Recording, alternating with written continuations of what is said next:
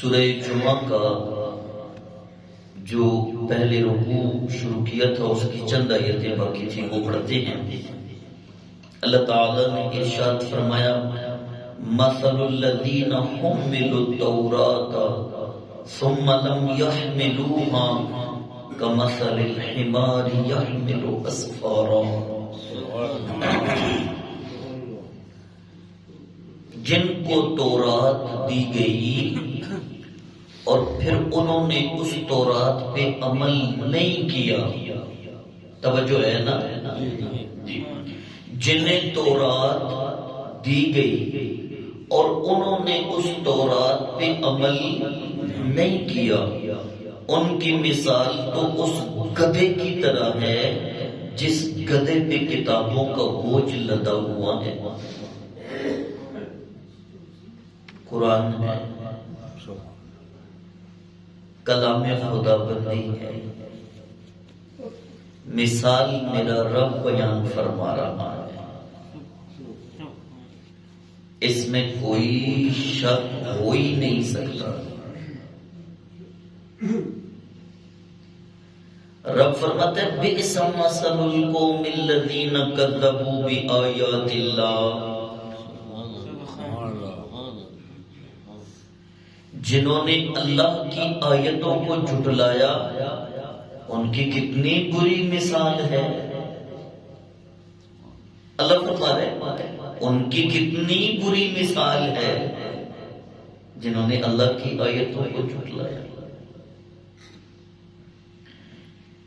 واللہ لا یہدی القوم الظالمین، اللہ ظالموں کی قوم کو ہدایت نہیں دیتا۔ سنی،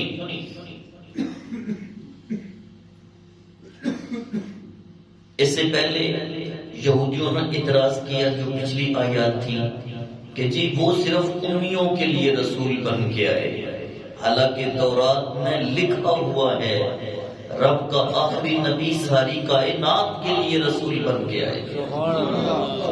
انہوں نے چھپایا، اس بات پہ عمل کیا نہیں کیا۔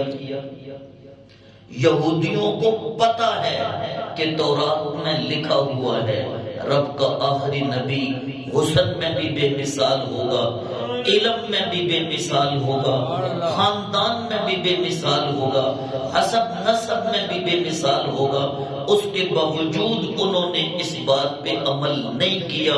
حضور تشریف لائے، انہوں نے جھٹلایا۔ اللہ فرماتا ہے ان کی مثال تو اس گدھے کی طرح ہے جس گدھے پہ کتابوں کا بوجھ لدا ہوا ہو اور وہ عمل نہیں کر سکتا ہو۔ وہ ایسے خائن تھے، ایسے کاذب تھے، ایسے ظالم تھے، پڑھنے کے باوجود، جو پڑھ لکھ کے سمجھنے کے باوجود رب کے محبوب نبی کا انکار کرے۔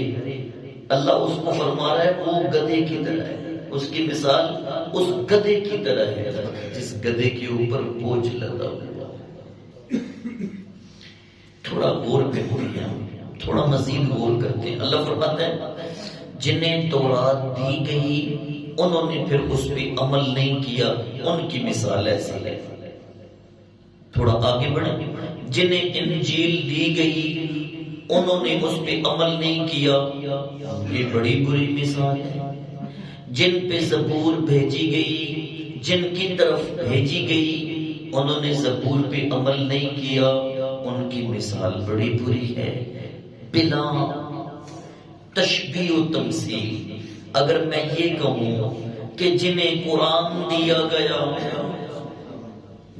سبحان اللہ، زبور انجیل اور تورات کی بات آئی تو غور تھا، بڑی توجہ تھی، اب قرآن کی بات بھی سنیں نا۔ اللہ فرماتا ہے کہ جنہیں تورات دی گئی انہوں نے عمل نہیں کیا، کتنی بری مثال ہے۔ تو یہ بھی سوچو نا، جنہیں قرآن دیا گیا انہوں نے پھر اس کو سمجھا، سمجھنے کے باوجود عمل نہیں کیا، تو ان کی کتنی بری مثال ہے۔ ہمیں توجہ چاہیے، بڑی کامل توجہ چاہیے۔ ہمیں پھر واپس لوٹنا پڑے گا دین کی طرف، ہمیں پھر واپس لوٹنا پڑے گا اسلام کی طرف، ہمیں پھر واپس لوٹنا پڑے گا اپنی حقیقت کی طرف۔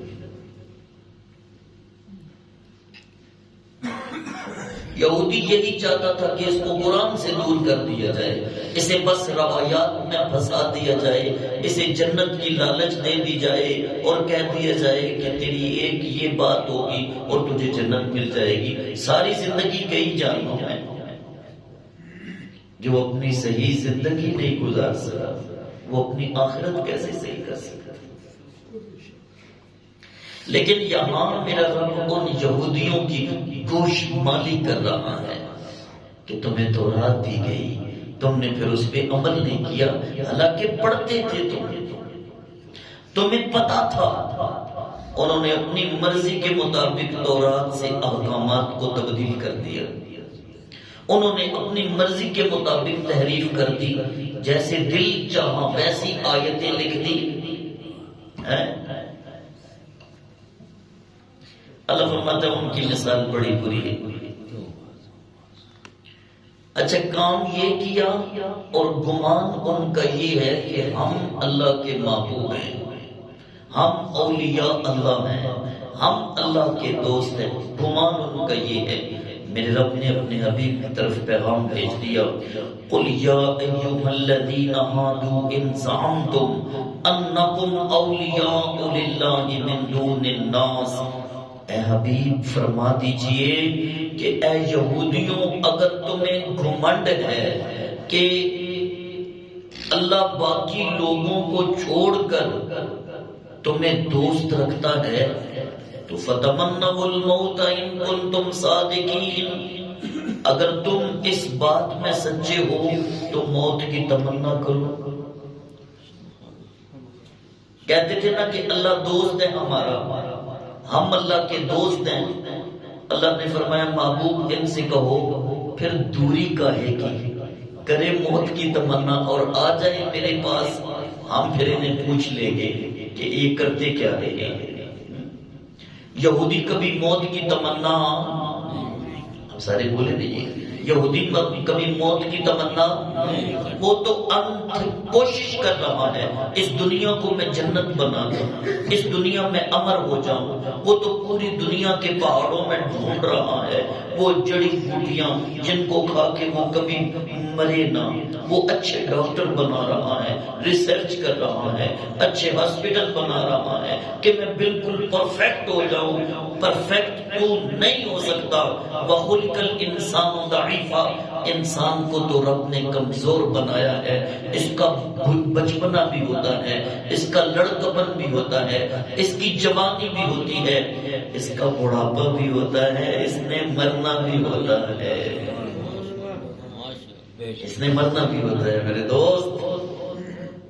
اللہ فرماتا ہے فَتَمَنَّوْا الْمَوْتَ، یہ کبھی موت کی تمنا نہیں کریں گے، خود فرما دیا وَلَا يَتَمَنَّوْنَهُ أَبَدًا بِمَا قَدَّمَتْ أَيْدِيهِمْ، انہوں نے جو اس سے پہلے کرتوت کیے ہوئے ہیں ان کرتوتوں کی وجہ سے یہ کبھی موت کی تمنا نہیں کریں گے۔ وَاللَّهُ عَلِيمٌ بِالظَّالِمِينَ، اللہ تو ظالموں کو خوب جاننے والا ہے۔ ظلم تو کیا ہے نا اللہ نے، جب بھی یہودیوں کا تذکرہ کیا وہاں ان کو ظالم کہا۔ اس کی وجہ یہ تھی، اس کی اہم وجہ یہ تھی کہ انہوں نے نبیوں پر، رسولوں پر ظلم کیا اور انہیں قتل کیا۔